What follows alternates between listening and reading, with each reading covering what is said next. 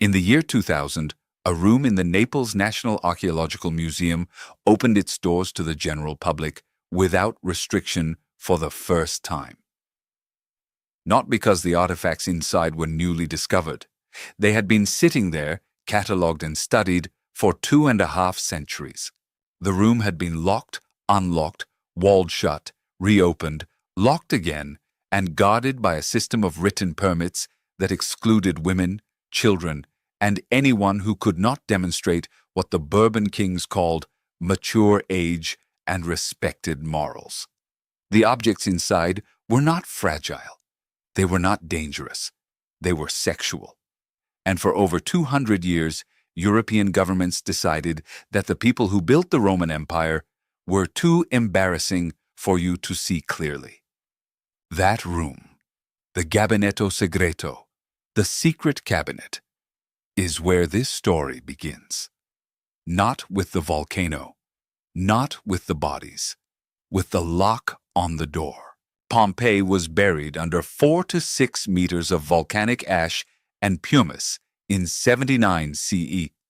The traditional date is August 24th, but a charcoal inscription discovered in 2018 during excavations in Regio 5 references a date in mid-October, and the food remains found with many victims: pomegranates, walnuts, the residue of a completed grape harvest. Point to autumn. The scholarly consensus is shifting. The exact day may never be settled. What is settled is this: a commercial port city of perhaps 11 to 20,000 people, a resort hub on the Bay of Naples where wealthy Romans kept vacation homes and working families ran bakeries, taverns, and fulleries, was sealed in a single catastrophic event and preserved in a state of arrested daily life that has no parallel anywhere on earth.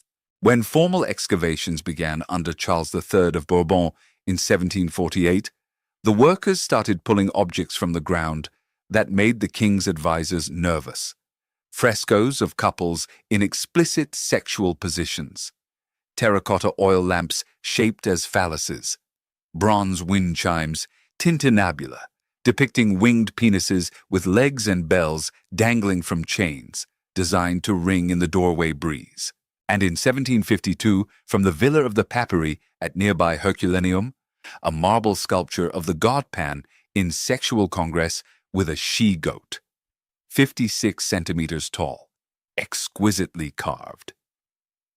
The goat's fleece rendered with the kind of detail that announces a master sculptor's hand. The king ordered it locked away. That sculpture became the founding object of the secret cabinet.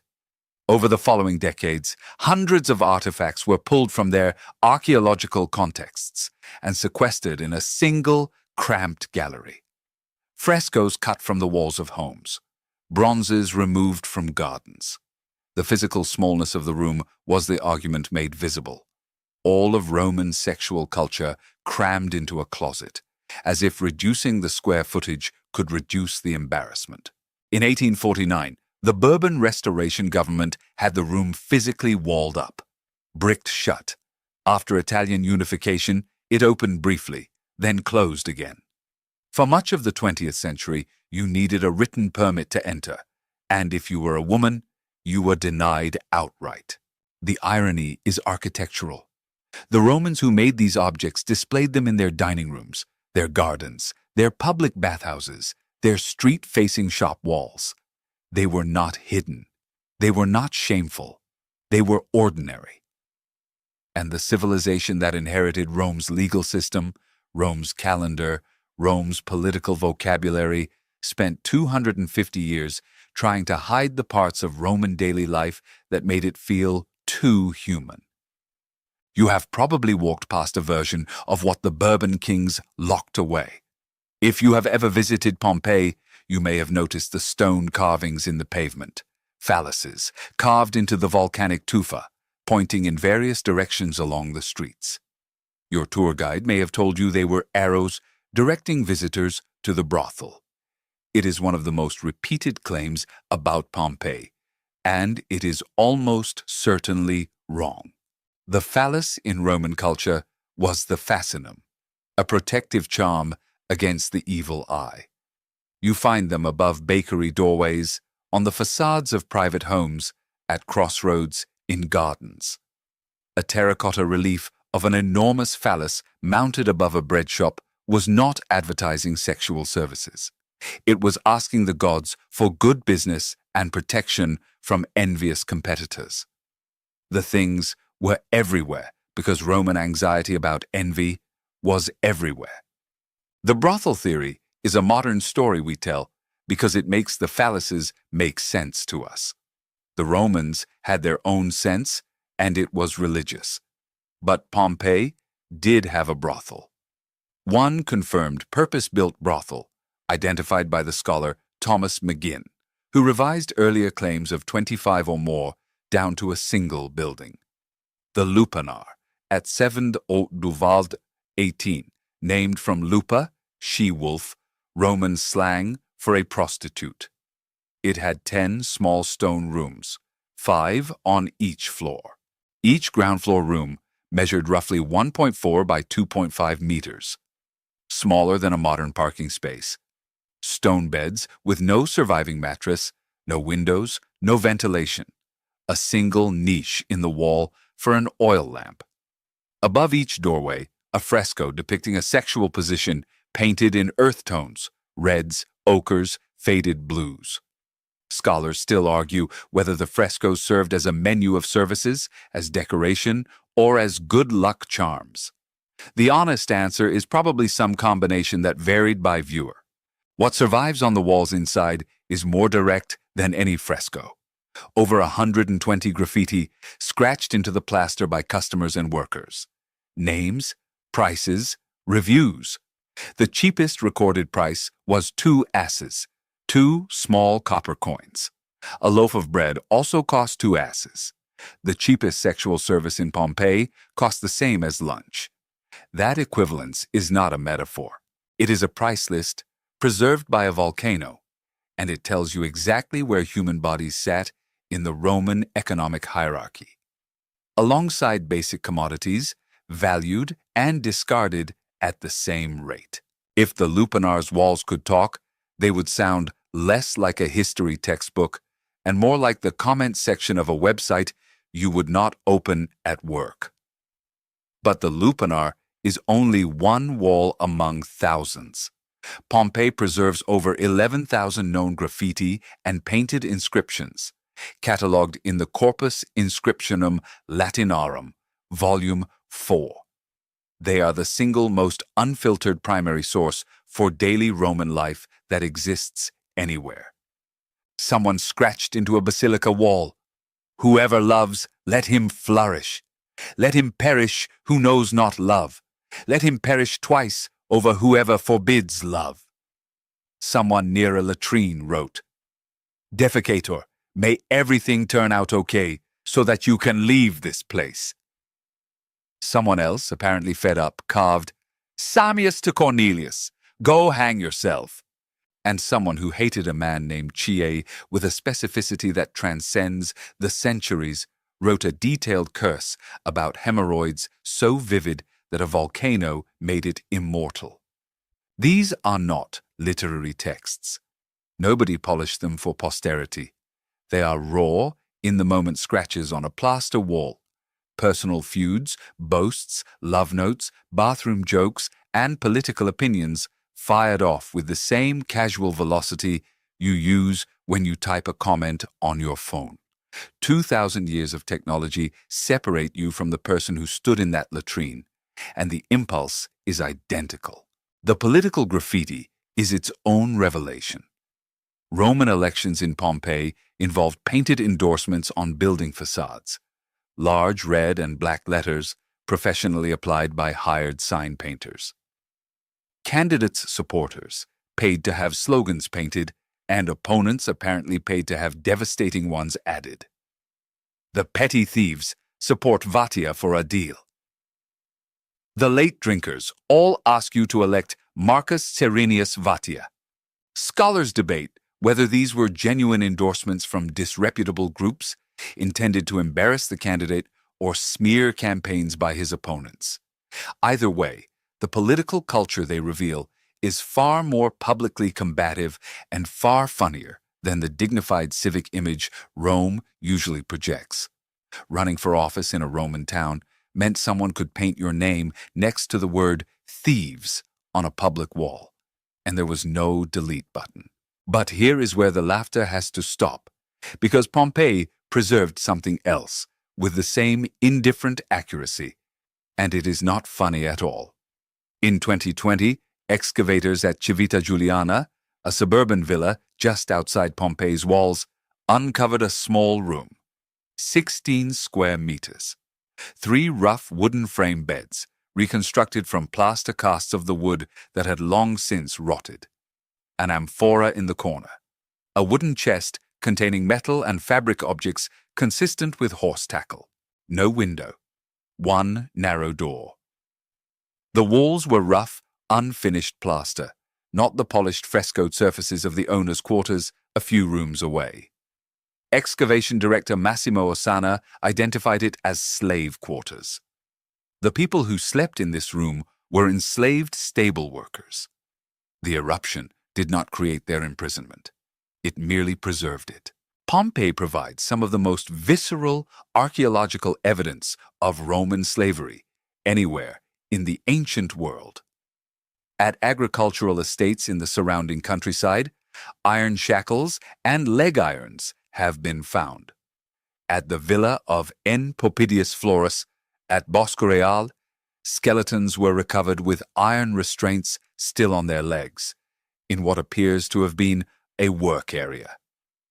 These people could not run when the sky went dark, not because they froze in panic, because they were chained. The Roman economy ran on enslaved labor at a scale that modern visitors to the clean, sun-bleached ruins rarely grasp. Estimates suggest 15 to 30% of the empire's population was enslaved at the peak. Slaves staffed the mines, the farms, the urban households, the tutoring of children, the bureaucracy. The system was legally and ritually brutal. And Pompeii, because it preserved everything, preserved this too. Not as an abstraction in a textbook, but as a room with no window and a door too narrow for 2 people to pass through. The bodies themselves tell a story of hierarchy that did not pause for catastrophe. In the villa of Diomedes, approximately 18 people died together in the Cryptoporticus, the underground corridor, and among them were found gold coins, silver mirrors, and jewelry.